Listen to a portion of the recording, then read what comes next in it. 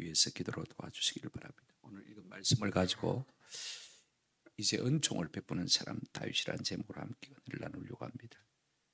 사람은요, 힘이 있으면 그 힘을 가지고 세도를 부리려고 합니다. 젊었을 때는 남편들이 힘이 있으니까 아내에게 함부로 하죠, 그죠? 나이 들면요, 역정이 되어집니다. 아내들이 이제는 남편들에게 함부로 하기 시작합니다. 참 조심해야 돼요. 힘이 있을 때 조심해요. 다윗은 힘이 있을 때 그 힘을 어디에 사용합니까? 은혜를 베푸는 데 사용하는 것을 우리가 볼 수가 있습니다. 그렇지 않습니까? 힘이 있으면 자기를 드러내고 과시하고, 그죠? 다른 사람을 겁주하는 일에 사용하는 것이 십상팔구인데 다윗은 그렇게 하지 않습니다. 잠언 3장 27절 말씀에 보면 내 손이 선을 베풀 힘이 있거든. 네 속에 능력이 있거든. 지휘의 능력이든지 물질의 능력이든지 있거든. 그 다음 말이 참 중요합니다. 마땅히 받을 자에게 베풀기를 아끼지만 내 주변에서 나의 도움을 기다리며 어슬렁거리는 사람이 귀찮은 빈대가 아니라 한번 따라합시다. 마땅히 받을 자, 마땅히 받을 자라고 했습니다. 하나님이 이 힘을 주신 것은 네 옆에 어슬렁거리는 마땅히 받을 자가 있기 때문에 주신 것이라고 했습니다. 내 것이라고 생각하면 못 주지. 내 힘이 내 것이라고 생각하면 못 주지. 그를 위해서 쓸 수가 없지. 오늘 이 말씀을 좀 마음속에 새기면서 다윗의 삶을 좀 살펴보았으면 참 좋겠다 싶습니다. 사무엘하 5장에서 다윗이 왕이 되죠, 그죠? 6장에서 하나님의 교회를 모셔옵니다. 하나님의 교회를 모셔오고 난 다음에 가만히 생각해 보니까 이제는 하나님의 성전을 지어드려야 되겠다 생각합니다. 그죠? 그런데 하나님께서 네 마음이 있는 것은 좋다라고 말씀하시고 부드럽게 거절하셨습니다. 네 사명이 따로 있다.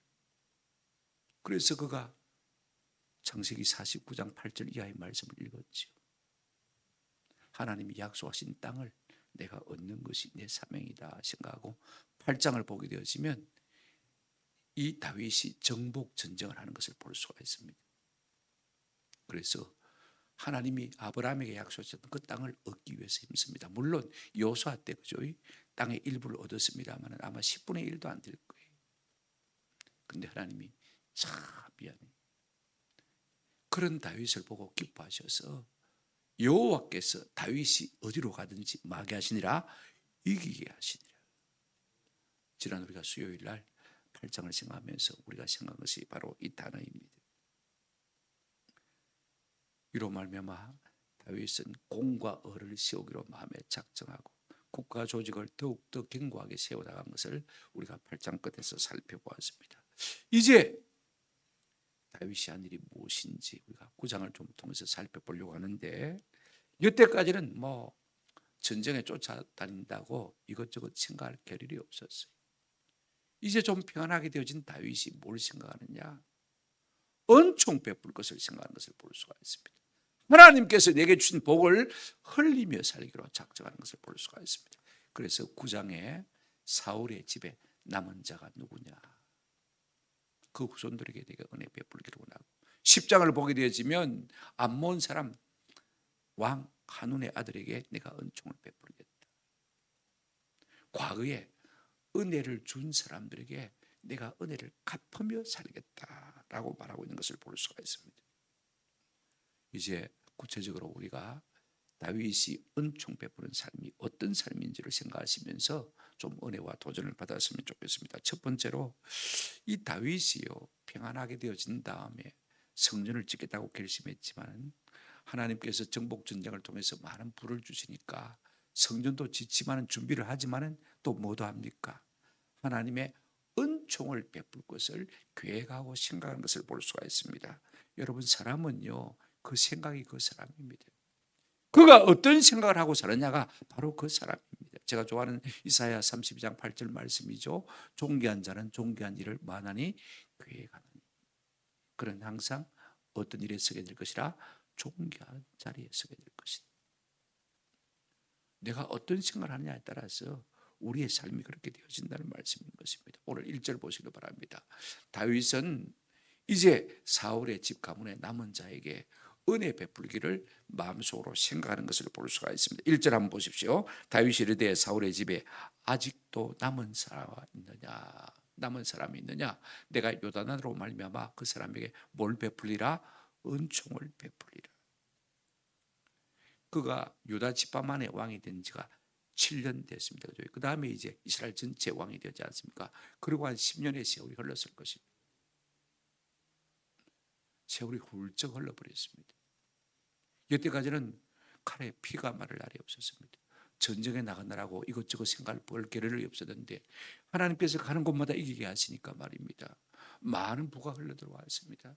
그 받은 것을 가지고 하나님 앞에 드리기도 하지만은 또 어떤 것들은 사람에게 흘려보내기를 원하는 것을 볼 수가 있습니다. 여러분, 다윗의 참 장점이 뭐냐면요, 한번 합시다. 자원하는 마음입니다. 자, 보십시오. 법궤를 모셔오는 것도 자원했습니다. 성전을 짓겠다고 하는 것도 뭐 했습니까?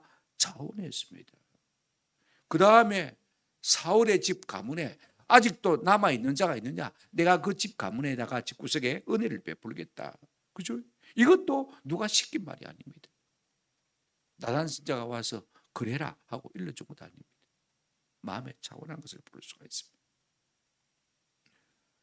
누가 시킨 것도 아닌데 우러나서 자원해서 하는 것을 볼 수가 있습니다. 사사시대를 거쳐서요, 한 400년의 세월이 흘렀습니다마는 그 시대는 하나님이 시키고도 안 하는 시대입니다. 그렇지 않습니까? 오랜만에 하나님께서 다윗을 보신 것입니다. 그 자원하는 마음을 보시고 다윗을 귀하게 여기시고 천대까지 복을 주시겠다 약속하신 것을 볼 수가 있습니다. 지금 다윗은 무엇을 생각하고 있습니까? 자기의 정적인 사울의 집에 남은 자에게 뭘 베풀기로 한다고요? 은총 베풀기로 한다고 말하고 있습니다. 아직도 남은 자가 있느냐? 이 말을 처음 들으면요, 어떤 생각이 들겠습니까? 왕조가 바뀌더니 사울 가문의 사람들을 모조리 발본 세원해서 없애버려야 되겠다, 이런 생각을 한 줄로 사람들이 생각했을 것입니다. 그러나 다윗은 그렇지 않습니다. 뭐라고 했습니까? 아직도 남은 사람이 있느냐? 그 다음 말이 반전입니다. 내가 요나단으로 말미암아 그 사람에게 뭘 베풀겠다? 은총을 베풀겠다. 은총이란 말은 세 가지 정도 단어가 있습니다. 헨이라는 단어가 있는데 그냥 마음이 끌려서 내가 주고 싶어서 주는 것이 은총. 라촌이란 말이 있는데 이건 혈육적인 은혜입니다. 부모가 자연히 본능적으로 자식에게 마음이 끌려서 뭐든지 해주고 싶은 거, 그죠? 부모가 자식에게 주고 싶어하는 것은 라촌이라는 은총. 그런데 여기에 헤세드란 말 성경에 가장 많이 나오죠, 그죠? 이 은총은요, 하나님께서 우리에게 약속하셨기 때문에 주는 은총인 것입니다. 다시 말하면 언약 관계 속에서 베푸는 은총이다, 이렇게 말할 수가 있습니다. 이 말은 무슨 말이냐면 다윗이 지금 사울의 아들인 요나단과 언약한 것이 있다는 것입니다. 그로 말미암아서 내가 그 언약을 이행하기 위해서 사울의 집 가문에 은총을 베풀겠다.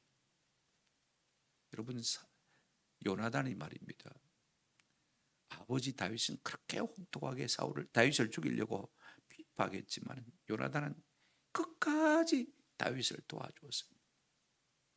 그리고 네가 왕이 될 것도 내가 안다고 했습니다. 그러면서 우리가 사무엘상을 보게 되어지면 20장 14절부터 16절까지입니다. 너는 내가 사는 날 동안 여호와의 인자하심을 내게 베풀어 달라. 나를 불쌍히 여겨 달라, 그 말입니다. 자기가 왕이 될 사람인데 그는 철저하게 다윗이 왕을 될 것을 믿었기 때문에 네가 내게 은혜를 베풀어 달라. 뿐만 아니라 15절 여호와께서 너 다윗의 대적들을 침에서 다 끊어버리신 때에도. 여러분, 다윗의 대적이 누굽니까? 자기 집안 아닙니까? 자기 아버지 사울 아닙니까? 그때도 너는 네 인자함을 내 집에서, 우리 집에서 영원히 끊어버리지 말라 하고, 그 다음 16절 이에 요나단이 다윗의 집과 뭐 했습니까? 언약을 맺은 것을 볼 수가 있습니다. 그러면서 마지막으로 한 말이 여호와께서는 다윗의 대적들을 치실지어다. 다윗의 대적이 누굽니까? 자기 집안 아닙니까? 모순적인 말을 하고 있습니다. 하나님께서 반드시 다윗의 대적을 치셔야 되지만, 그러나 너는 우리 집 구석에 뭘 베풀어 달라? 은혜를 베풀어 달라. 언약을 탁 맺었거든.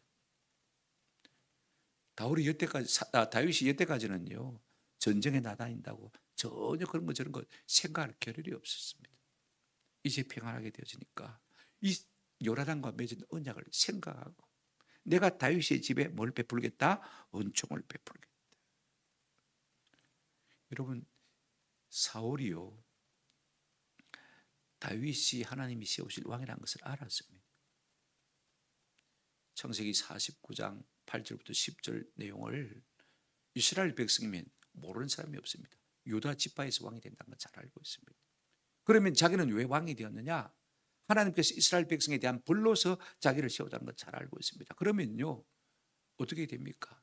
자기가 나라를 잘 갈고 닦아서 다윗의 지파에서 왕이 나타나면 왕자를 깨끗하게 비워드린, 이것이야말로 자기의 사명인 것입니다. 그런데 사람이 욕심이 안 그렇습니다. 권좌에 앉아보니까 대대로 자자손손, 그죠? 내가 왕에 앉고 싶은 거예요. 그래서 사울이 다윗을 핍박하기 시작한 것입니다. 다윗도, 요나단도 이 사실을 압니다. 그런데 요나단은 생각이 전혀 달랐습니다. 하나님의 뜻이 그대로 이루어지기로 한 것을 볼 수가 있습니다. 다윗이 왕이 된다면 나는 그 다음이 되어야 된다. 나는 왕이 될 수가 없는 사람이다. 깨끗하게 자기를 비우고 다윗의 일에 협력하는 것을 볼 수가 있습니다. 그래서 언약을 맺은 것입니다. 그러니까 그 요나단의 사랑을 생각하면서 지금 다윗이 이제는 편안하게 되어지니까, 좀 여유가 있게 되어지니까 사울의 가문에 내가 은총을 베풀겠다라고 말하고 있는 것을 볼 수가 있습니다. 구체적으로 어떻게 행동합니까? 2절 보시기를 바랍니다. 사울의 집에는 한 종한 사람이 있으니 그의 이름은 시바라. 그를 다윗 앞으로 부르매 왕이 그에게 말하되 내가 시바냐 하니 이르되 당신의 종이니이다. 사울의 집사가 있지 않습니까? 그죠? 청지기가 있지 않습니까? 다 죽고 없지만은 청지기는 남아 있습니다. 그가 제일 잘 알겠죠, 가문의 사정을. 그 이름이 뭐냐? 시바입니다. 그래서 시바를 불러가지고 사울의 집 사정을 물어봅니다. 내가 시바냐? 물었더니 예. 그런데 이렇게 대답해야 되는데 한번 따라합시다. 당신의 종이니이다. 죽을 목숨이라는 사실을 알고 있는 것이지. 왜? 다윗의 정적이니까. 지금 그것 때문에 다윗이 그를 부른 것은 아닙니다. 그죠? 사울의 집에 남아있는 자에게 뭘 하기 위해서? 은혜를 베풀기 위해서. 3절 보시길 바랍니다. 왕이 이르되 사울의 집에 아직도 남은 사람이 없느냐? 앞에는 있느냐 했는데 이거는 없느냐? 그래 물었어요. 뭐라고 했습니까? 내가 그 사람에게 뭘 베풀겠다? 은총을 베풀고자 한다. 그래서 사울의 집에 남은 사람이 없느냐라고 물었습니다. 물으면 뭐라고 대답해야 됩니까? 예, 있습니다. 예, 없습니다. 그죠? 그렇게 대답해야 되는데 이 시바의 대답이 걸작입니다. 은혜를 베풀겠다고 하니까 뭐라고 대답합니까? 시바가 왕께 아뢰되 요나단의 아들 하나가 있는데 다리 저는 잔이이다, 절름발이니이다 라고 말하는 것을 볼 수가 있습니다. 있다 없다 그래야 되는데, 그죠? 지가 해석을 다 해가지고 어떻게 하면 될까? 있긴 있는데 벨 볼리는 아들 하나가 있습니다. 지금 그 이야기를 하는 것을 볼 수가 있습니다. 무슨 의미입니까? 왕이시요, 은총을 베풀리면 좀 건덕지가 있어야 되는데 그 요나단의 아들 양쪽 다리가 다 저는 그 절름발이 그 아들에게 무슨 은총을 베풀 건덕지가 있겠습니까? 지금 자기 생각을 말하고 있는 것을 볼 수가 있습니다.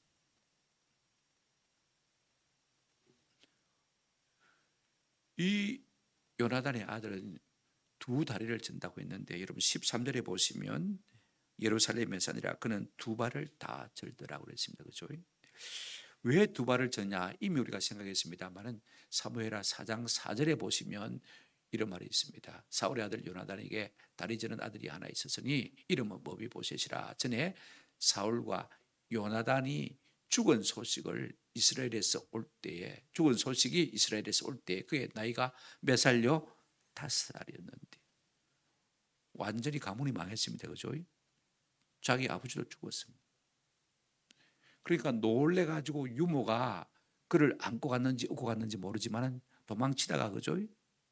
엎어졌는지 떨어뜨렸는지 모르지만은 탁 떨어뜨렸는데 어떻게 됐습니까? 두 다리를 부러뜨린 것입니다. 요즘같이 뭐 부러뜨려져도 그죠? 5살이니까 기부스 해놓으면 낫겠죠. 그죠? 근데 기부스도 못했단 말입니다. 부러진 채로 뭐 했습니까? 그냥 붙어버린 거예요. 세월이 지나다가.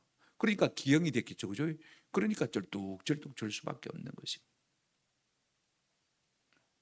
얼마나 불행합니까?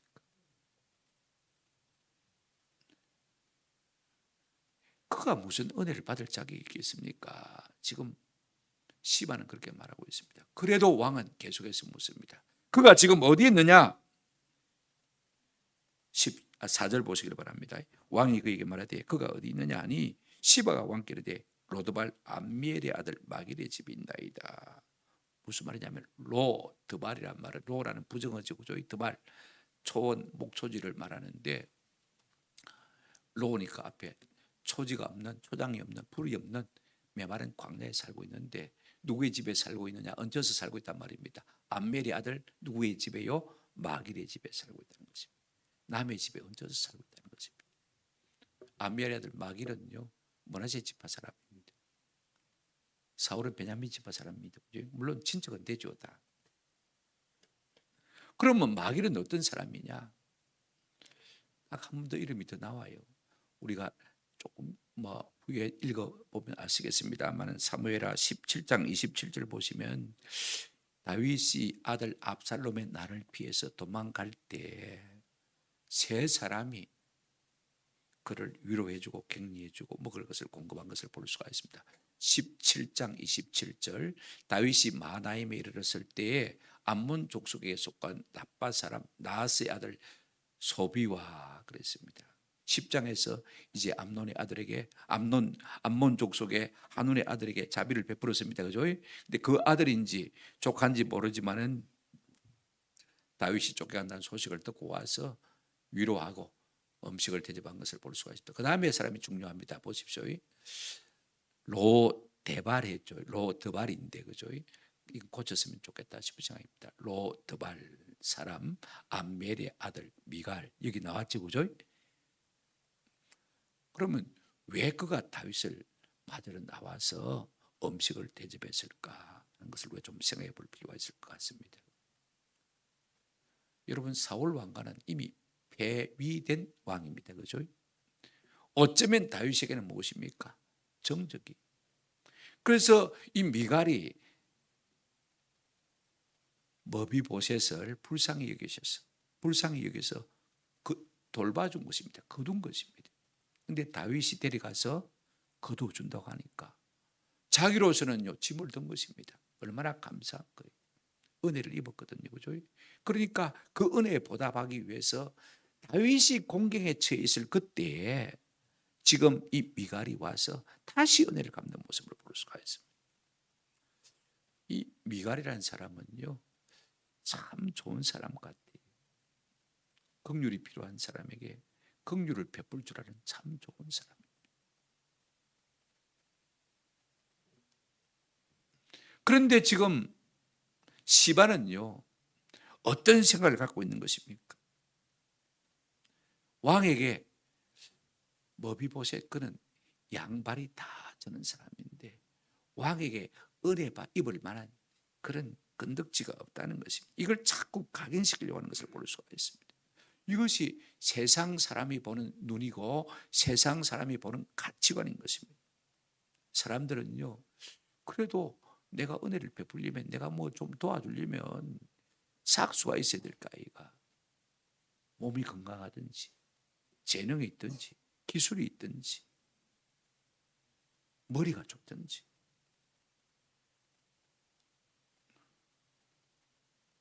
전혀 성경적인 사고가 안 되는 사람인 것을 우리가 볼 수가 있는 것입니다. 이제 다윗이 머비보셋이 살아있다는 이야기를 듣고, 그죠? 이제 은총을 베풀기로 실행하는 것을 볼 수가 있습니다. 이게 참 중요합니다. 우리의 모든 생각의 해답은 한번 따라합시다. 실행입니다. 사람이 5만 가지 생각합니다만은 그 중에 한 가지라도 우리가 실행합니까? 그렇지 않습니까? 물론 우리가 실패하는 데는 생각의 부족도 있습니다. 그죠? 그러나 대부분 실패하는 원인은 실행의 부족 때문에 오는 것을 볼 수가 있습니다. 내가 은혜를 베풀어야 되겠다고 생각은 하죠. 실천에 옮긴 사람은 그렇게 많지가 않습니다. 예레미야 35장 15절에 보면 14절에 보시면 레갑 족속의 지파에 대해서 하나님께서 예레미야에게 하신 말씀이 나온 것을 볼 수가 있습니다. 여러분 보세요. 레갑의 아들 요나답이 그의 자손들에게 뭐 마시지 말아라? 포도주를 마시지 말아라 했는데, 여러분 선조가 포도주 마시지 말라고 했대요. 후손들이 안 마십니까? 그런데 400년이 지난 지금까지 뭐 하고 있더라? 안 마시고 있더라는 것입니다. 그 명령은 마도다 실행되도다. 조상이 한 말은 실행되는데 이스라엘은요, 하나님이 말씀하셔도 뭐 하지 않더라? 순종하지 않더라. 야고보서를 보시기 바랍니다. 1장 25절. 같이 한번 읽어보실 거예요. 시작. 자유롭게 하는 온전한 율법을 들여다보고 있던 자는 듣고 잊어버리는 자가 아니요 실천하는 자니 이 사람은 그 행하는 일에 복을 받을 것이라. 우리가 말씀을 듣고 잊어버리는 것이 뭐 안 듣는 것보다 낫겠죠, 그죠? 그러나 실천하지 않으면, 실행하지 않으면 아무 유익이 없고 복도 없다는 이야기인 것입니다. 오늘 다윗은 은총을 베풀겠다 마음에 작정하고, 그죠? 실행하는 것을 볼 수가 있습니다. 5절 6절 한번 보시기 바랍니다. 이제 머비보셋을 데려옵니다. 5절 보십시오. 다윗 왕이 사람을 보내어 로드발 암멜의 아들 미갈의 집에서 그를 많이 데려오니 듣자마자, 생존에 있다는 사실을 알자마자 바로 적시로, 전부 와옥계수 법입니다. 듣자마자 바로 사람을 보내서 그를 적시로 데려오는 것을 볼 수가 있습니다. 6절 보십시오. 사울의 손자 요나단의 아들 머비보셋이 다윗에게 나와 그 앞에 엎드려. 이제 데려오자마자 머비보셋은 어떻게 합니까? 다윗에게 나가 엎드려 뭡니까? 절합니다. 그때 다윗이 머비보셋의 이름을 불러줍니다. 머비보셋이여 하니 그가 이르기를 보소서 당신의 종이니이다. 지금 잔뜩 겁을 먹고 왔을 거예요, 그죠? 그런데 야, 머비보셋아, 머비보셋아. 사실 머비보셋은 자기가 고모부니까, 그죠? 처족합니다, 그죠? 피가 섞이진 않았지만 혈연 관계에 의하면 가까운 사람이에요. 그런데 지금 요나단이 전사하고 요나단의 소식을 접하지 못한 지가 한 20년 세월이 지났을 것 같아요. 요나단이 죽을 때가 몇 살 때였다고요? 5살 때. 떨어져서 전륜발이가 됐으니까 한 20년 세월이 지났으니까 장성했겠죠. 25살은 안 됐겠습니까? 그죠? 최소한. 지금 그가 겁에 질려서 자기 이름을 부르니까 뭐라고 합니까? 종인이다. 당신의 종인이. 여러분, 머비보셋이란 이름의 뜻은 한번 더 합시다. 수치스러운 자. 수치스러운 자. 원래 이름은 뭘까요? 한번 더 합시다. 머리빨. 머리빨. 잘 모르죠, 그죠? 우리가 역대상 한번 보실까요? 8장 34절에 요나단의 아들 머리빨이라, 아들은 머리빨이라, 머리빨은 미가를 낳았고 그랬습니다. 원래 이름은 머리빨입니다. 다른 곳에도 그 말이 나옵니다만은 왜 이 이름의 뜻이 뭐냐면 머리 싸워서 이긴다, 부순다 그런 뜻을 갖고 있습니다. 그죠? 바알은 잘 알지 않습니까? 바알이라는 우상. 바울과 싸워서 이기는 자가 되어라. 요나단이 아마 그런 뜻에서 이름을 지어줬을 것 같아요. 여러분, 여룻발, 그죠? 누구죠? 누구의 이름이죠? 별명이죠? 기드온의 별명입니다. 그죠? 그럼 여룻발의 뜻이 무엇입니까? 자, 그날에 기드온을 여룻발이라 불렀으니 이는 그가 바알의 제단을 파괴하였으므로 바알이 그와 더불어 다툴 것이다. 바울과 다투는 사람이다. 그런 뜻입니다. 그죠? 아마 이 기드온을 생각했던 것 같아요. 너는 기드온처럼 바알을 깨부수는 이기는 사람이 됐으면 좋겠다. 그래서 머리바알이라 그렇게 부르는 것입니다. 그런데 머비보셋은 수치스러운 자 뜻이거든요. 그러면 이 이름은 왜 생겼을까? 여러분, 왕가의 가문입니다. 왕이 죽고 아버지도 죽고 다른 왕자들도 다 죽었습니다. 이제는 완전히 끝장난 것이죠. 유모가 안고 도망치다가 떨어뜨려서 두 다리까지 절게 되었습니다. 이제는 절망 중에 절망입니다. 한번 생각해 보십시오. 그래서 이제는 다윗 왕의 혹시 모르는 핍박을 피해서 저 벽촌에 가서 숨을 살고 있습니다. 여러분, 높은 자리에 있다가 낮아지면요, 그 인생이 얼마나 비참해 느껴지는지 모릅니다. 아마 자기 스스로 자기를 그렇게 불렀던 것 같아요. 수치스러운 자. 한번 따라합시다. 머비보셋. 네. 그렇게 이름을 바꿔 불렀던 것 같습니다. 그럼에도 불구하고 다윗은 그 이름을 불러주는 것을 볼 수가 있습니다. 여러분, 우리가 사람을 만날 때 말입니다, 이름이 뭔데요? 하고 묻는 사람이 되기보다는요, 먼저 그 사람의 이름을 알고 가서 이름을 불러주는 사람이 되시기를 주의 이름으로 축원합니다. 여러분, 인간관계에서 이게 참 기본적인 측근입니다. 내가 만나기로 예상되어 있는 사람, 그죠? 그분에 대해서 알고 가는 것이 얼마나 유익한지 모릅니다. 이 친구가 내한테 관심을 가지고 있었구나, 그죠?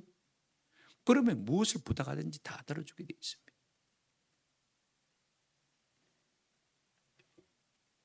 이것이 인간관계의 측근인 것입니다.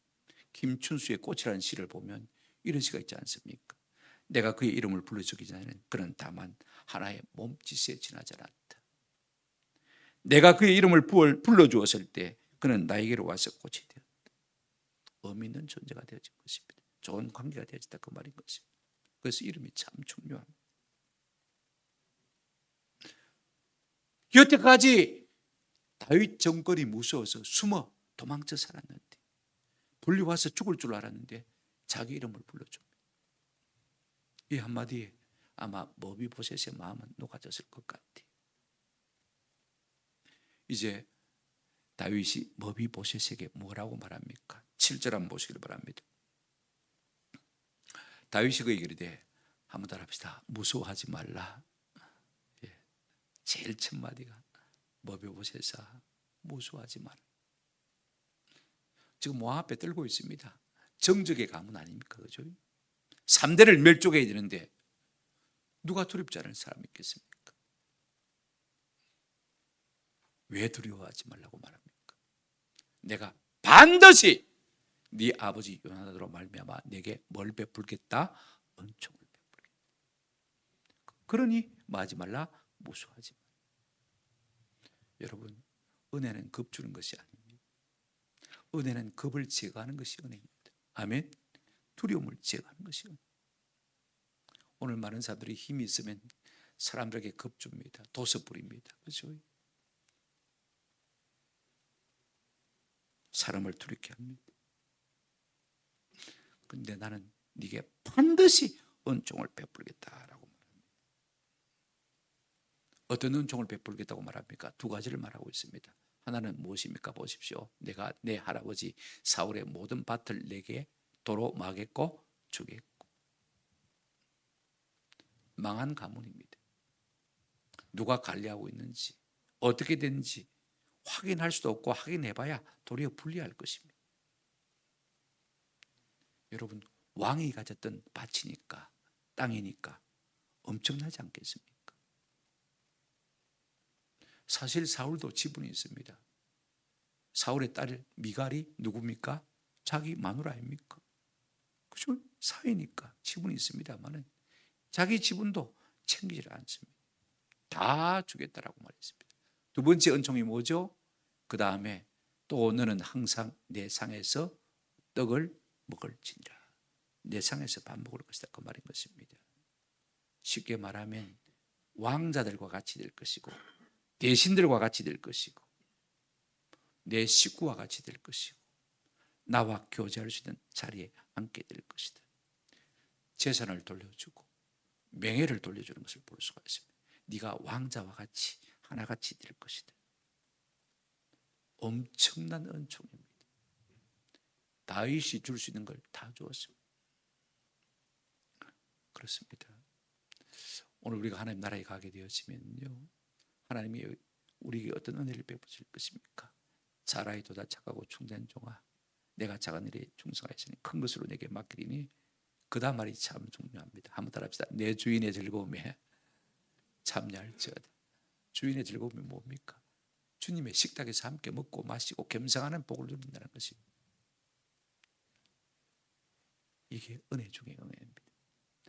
이 말을 들은 머비보셋의 반응을 보실까요?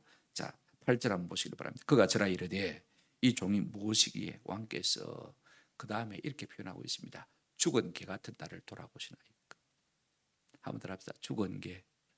예. 우리나라 개는 살아서도 사랑을 받고 죽어서도 사랑을 받습니다.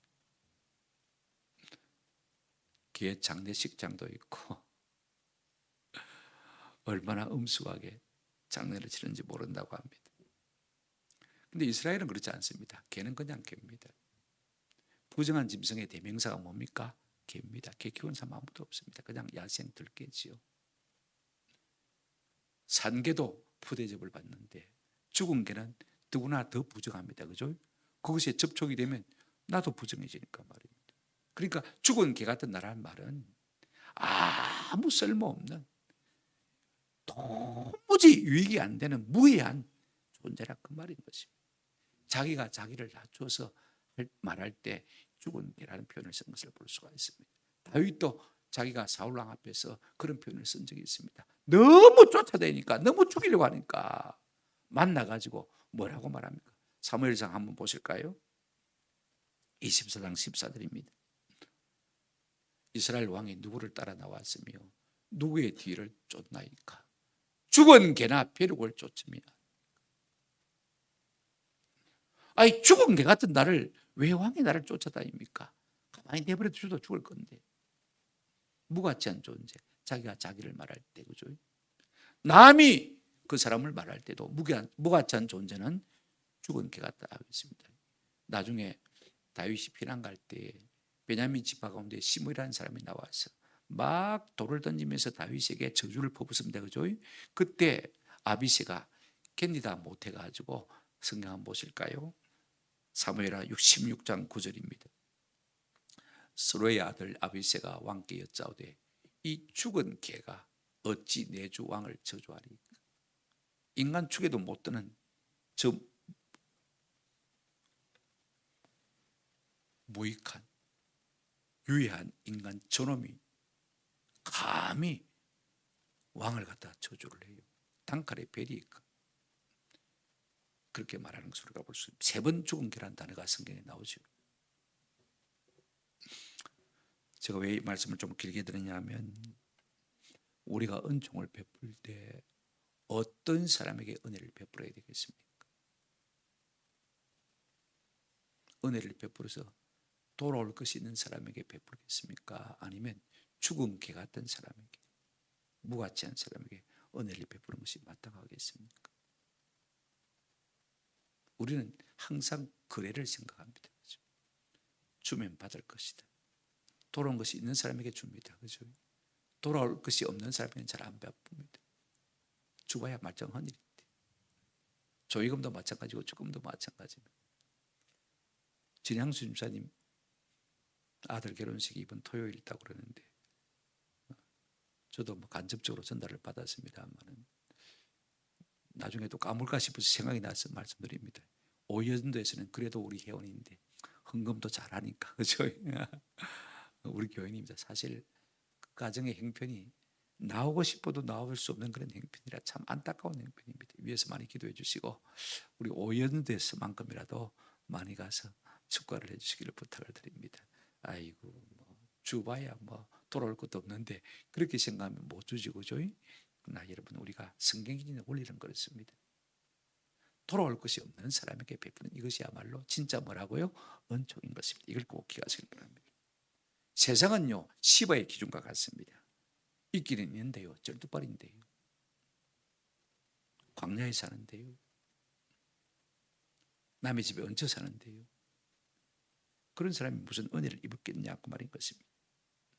세상 사람 가치관은 그렇습니다만은요 우리 예수님은 그렇게 말하지 않습니다. 누가복음 14장에 보시면 잔치를 베풀거든 차라리 13절 보십시오. 제일 밑에 보시면 차라리 가난한 자들과 몸 불편한 자들과 저는 자들과 맹인들을 처하라. 그리하면 그들이 갚을 것이 없으므로 내게 뭐가 될 것이다? 복이 될 것이다. 내게 돌려주는 것이 없어야 하나님이 갚아주시는 복을 뭐하게 되십니까? 누리게 되어지는 것입니다. 이걸 아시죠? 이 원리를 우리가 깨달는 은혜가 있기를 주님의 이름으로 축원합니다. 시편 112편 5절입니다. 은혜를 베풀며 구워주는 자는 잘되나니 그 일을 정의로 행할 것이다.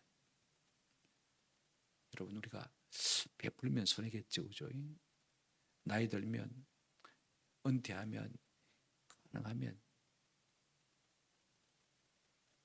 조의금 낼 때, 축금 낼 때 가지 말라고 유튜브에서 그렇게 간곡히 호소하고 있는 것을 제가 많이 읽어보았습니다. 잘 판단해 보시길 바랍니다. 자, 이제 마지막으로 생각할 것은요 다윗이 베푼 은총의 내용과 결과입니다. 우리가 내용은 잘 알고 있습니다. 그죠? 이건 생략하고 9장 9절 10절에 나와 있습니다만은 사실은 사울이 가졌던 모든 재산을 다 돌려줍니다. 밥뿐만 아니라 9절 한번 보시길 바랍니다. 왕이 사울의 시종 시바를 불러 그에게 이르되 사울과 그의 온 집에 속한 것은 내가 다 내 아들의 주인에게 주었다고 했습니다. 밥만 준 것이 아니라 원래 사울이 가졌던 모든 것들을 머비보셋에게 주었다고 말하고 있습니다. 그 다음에 심지어는요 니도 사울의 종아이가 너도 머비보셋의 종으로 준다. 아들이 15명이고 종이 20명이 있는데도 불구하고 그 모든 것을 동쳐가지고 종으로 준다. 그리고 주인의 상에서 뭐 할 것이다? 먹을 것이다. 다윗은 이 모든 것을 후속 조치를 철저하게 하는 것을 볼 수가 있습니다. 시바를 불러서 확실하게 명령하고 다시 머비보셋을 불러서 12절 보시기를 바랍니다. 머비보셋의 어린 아들 하나가 있으니 이름은 미가더라. 시바의 집에 사는 자마다 머비보셋의 종이 되니라.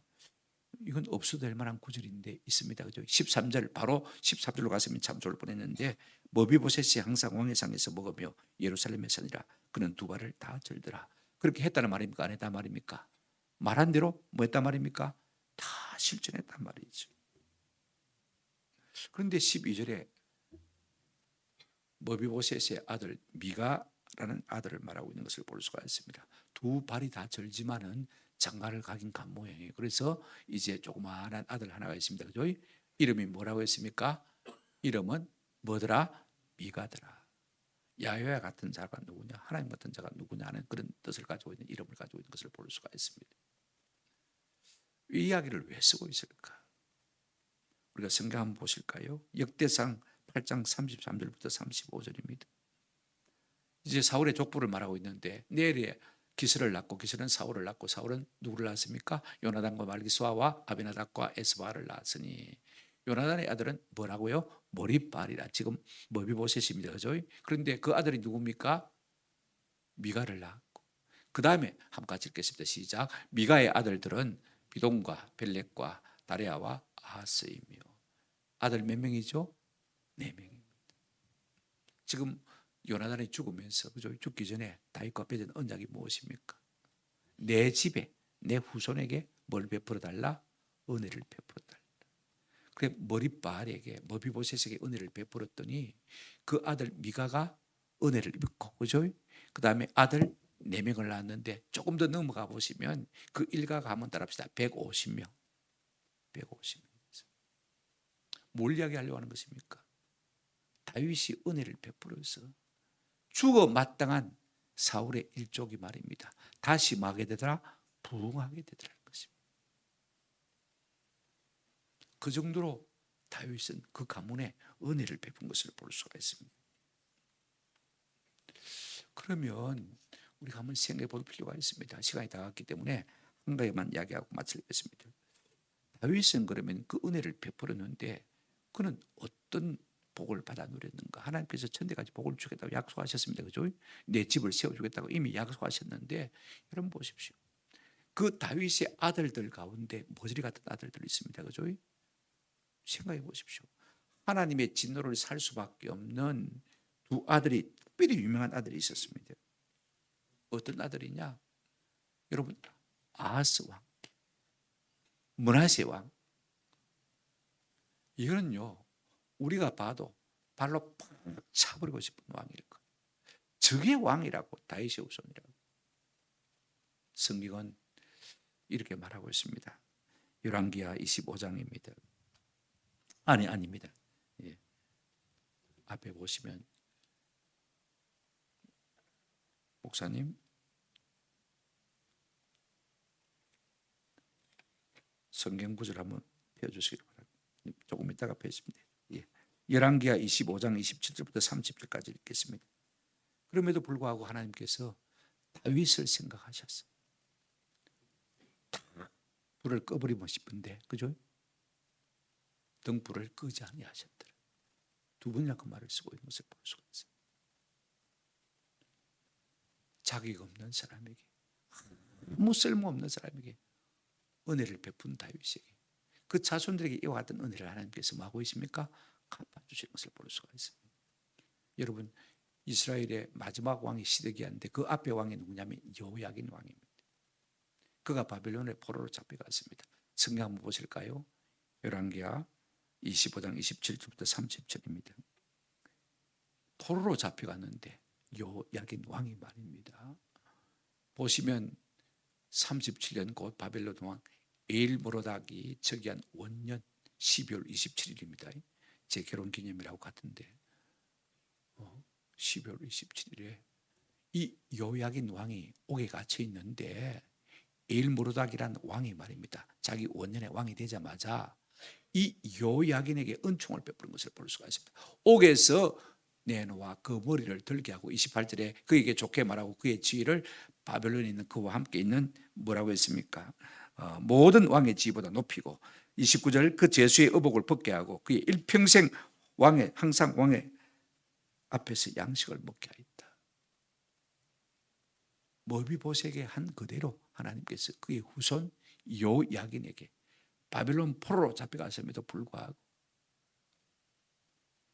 모든 왕들보다 높여서 왕의 상에서 먹게 하는 것을 볼 수가 있습니다. 더 이상 말씀 안 드려도 여러분 이해를 하시겠죠. 저는 말씀을 맺습니다. 우리의 삶에 좀 생각의 전환이 일어났으면 참 좋겠다 싶어요. 움켜쥐고 있는 것이 능사가 아닙니다. 은총을 베푸는 것이 인생의 답입니다. 더 안 준다고 원망하지도 말고,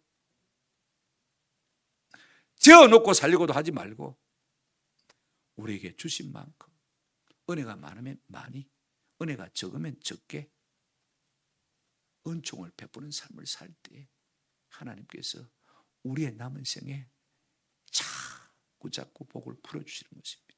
우리가 하나님 주시는 복의 통로가 되시는 은혜가 있기를 주님의 이름으로 축원합니다. 아멘. 성경 구절이 더 있는데 마쳐야 될 것 같아요. 찬송가 우리 한 장 같이 부르십시다. 317장입니다. 내 주 예수 주신 은혜 하나뿐만. 우리가 하나님께도 그 은혜를 보답해야 되지만 마땅한 찬송이 없어서 317장 같이 부르십시다.